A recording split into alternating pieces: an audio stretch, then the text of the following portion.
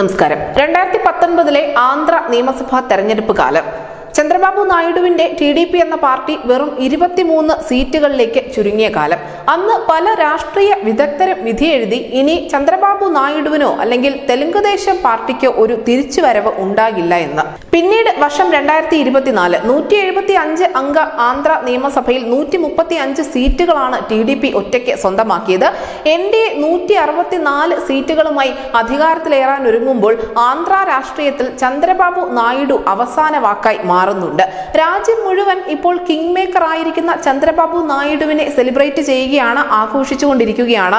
പക്ഷെ നായിഡുവിനെ king maker ആക്കിയത് ഒരു 41 വയസ്സുകാരനാണ്. അദ്ദേഹത്തിന്റെ സ്വന്തം മകൻ നാരാ ലോകേഷ്. നാരാ ലോകേഷിന്റെ കഠിന പ്രയത്നം തന്നെയാണ് ടിഡിപിയുടെ ഈ ഉയർത്തെഴുന്നേൽപ്പിന് ഏറ്റവും പ്രധാനപ്പെട്ട കാരണം ചന്ദ്രബാബു നായിഡു അഴിക്കുള്ളിലായിരുന്ന കാലത്ത് പോലും ടിഡിപിയുടെ കടിഞ്ഞാൺ സ്വയം ഏറ്റെടുത്തുകൊണ്ട് പാർട്ടിക്ക് വേണ്ടി കഠിനാധ്വാനം ചെയ്തത് നാരാ ലോകേഷ് തന്നെയായിരുന്നു.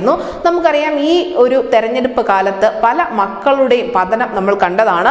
പ്രത്യേകിച്ചും സുപ്രിയ സുലെ അല്ലെങ്കിൽ തേജസ്വി യാദവ് അടക്കമുള്ള വ്യക്തികൾ, ഇവരൊക്കെ തെരഞ്ഞെടുപ്പിൽ വിജയിച്ചു എന്നതുകൊണ്ട് മാത്രം ഒരു ക്രൗഡ് പുള്ളറോ അല്ലെങ്കിൽ ഒരു പ്രധാനപ്പെട്ട നേതാവ് എന്ന നിരയിലേക്ക് ഉയർത്തപ്പെടുന്നില്ല. ഈ മക്കൾ രാഷ്ട്രീയത്തിന് ചുവട് പിടിച്ച് പോവുകയാണെങ്കിൽ പല നേതാക്കളെയും ചൂണ്ടിക്കാണിക്കാൻ സാധിക്കും. കരുണാനിധി സ്വന്തം മകളായ കനിമൊഴിയെയാണ് തന്റെ പിൻഗാമിയായി മനസ്സിൽ കണ്ടിരുന്നത് എങ്കിൽ പോലും കനിമൊഴിയെ വെട്ടി സ്റ്റാലിൻ അവിടെ അധികാരത്തിൽ പിടിമുറുക്കുകയായിരുന്നു. ഈ നിരയിൽ വേറെയും ആളുകളുണ്ട്. AK ആന്റണിയുടെ മകൻ അനിൽ ആന്റണി പരാജയപ്പെട്ടു. അതിനോടൊപ്പം JDSന്റെ HD രേവണ്ണയുടെ മകൻ പ്രജ്വൽ രേവണ്ണ പരാജയപ്പെടുന്ന കാഴ്ച നമ്മൾ കണ്ടു. അതേസമയം സുഷമ സ്വരാജിന്റെ മകൾ ബാൻസുരി സ്വരാജ് അടക്കമുള്ളവർ മിന്നുന്ന വിജയമാണ് ദില്ലിയിൽ സ്വന്തമാക്കിയിരിക്കുന്നത്. ഇങ്ങനെ മക്കളിൽ തന്നെ ചിലരൊക്കെ കെട്ടുപോകുന്ന അല്ലെങ്കിൽ ചില പുതിയ താരോദയങ്ങൾ കൂടിയാണ് ഈ ലോക്സഭാ തെരഞ്ഞെടുപ്പിലൂടെ രാജ്യം കണ്ടിരിക്കുന്നത്.